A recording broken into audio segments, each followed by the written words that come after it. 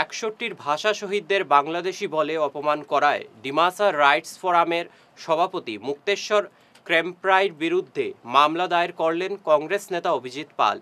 শিলচর সদর থানায় মামলা দায়ের করে অভিযুক্তকে শীঘ্রই গ্রেফতারের দাবি জানিয়েছেন তিনি।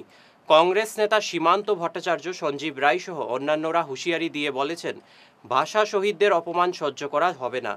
ডিমাসা রাইটার্স ফোরাম বলে একটা বুইফুর সংগঠন, যে সংগঠন নাকি এই অসম সাহিত্য সভার সভাপতিকে একটা চিঠি দিয়ে ওনারা বলেছেন, খোলা ফেসবুকে একটা চিঠি দিয়েছেন এবং চিঠিতে ওনারা বলেছেন যে এই যে 11 জন শহীদ হয়েছিলেন সেই শহীদরা বাংলাদেশি ছিলেন, বহিরাগত ছিলেন এবং বাংলাদেশিরা এই শিলচর রেল স্টেশন নাম ভাষা শহীদ স্টেশন করার জন্য এতদিন ধরে আন্দোলন চালিয়েছে।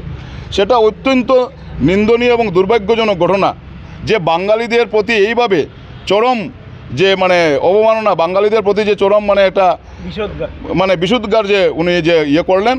এবং আমরা দেখে আসছি বিগত দিনে যে ডিমাসা এবং বাঙালিদের মধ্যে একটা সৌহার্দ্যপূর্ণ সম্পর্ক, সবসময় একটা সম্পর্ক।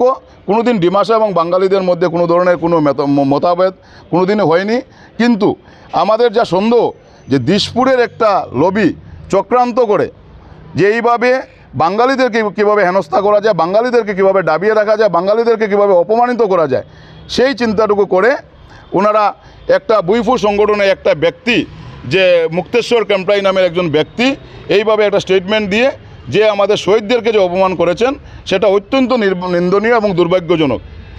সেটা আমি রাজনীতির ঊর্ধ্বে উঠে বরাক উপত্যকার প্রত্যেক বাঙালিদেরকে আমি অনুরোধ করব যে বাঙালির স্বার্থে, সেই শহীদদের সম্মানের স্বার্থে সবাই যেন এক হয়ে সেটার জন্য প্রতিভা সাব্যস্ত করে। এবং এই মুক্তেশ্বর ক্রেমপ্রাই নামে ইতিমধ্যে আমরা এখানে সবাই মিলে এসে আমরা এখানে একটা এফআইআর দাখিল করেছি।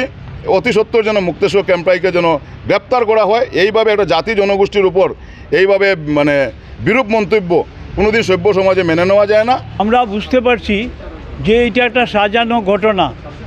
এই স্টেশনটা ভাষা শহীদের নামে নামকরণ করতে আসাম সরকারেই রাজি আছেন।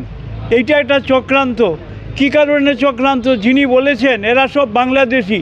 1961 ইংরেজিতে বাংলাদেশ হয় নাই, কাজেই বাংলাদেশি হবে কি করে? এটা যারা চক্রান্ত করেছেন তারা এই চিন্তাটা করেন নাই, হঠাৎ বাংলাদেশি বলে বিন দেশি বলে বলেছেন, কাজেই সেখানে বাংলাদেশ সৃষ্টি হয় নাই।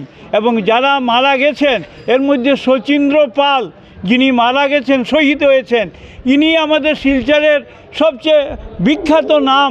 শিলচরের তাদের বাড়ি আছে, শচীন্দ্র ভবন আছে, এদের বিরাট বাড়ি আছে। এইরকম যারা মারা গেছেন যা সবাই শিলচরের, কানাইলার নিয়োগী শিলচরের, বীরেন্দ্র সূত্রধর শিলচরের মানুষ। কাজেই এইটা একটা চক্রান্ত আমরা বুঝতে পারছি।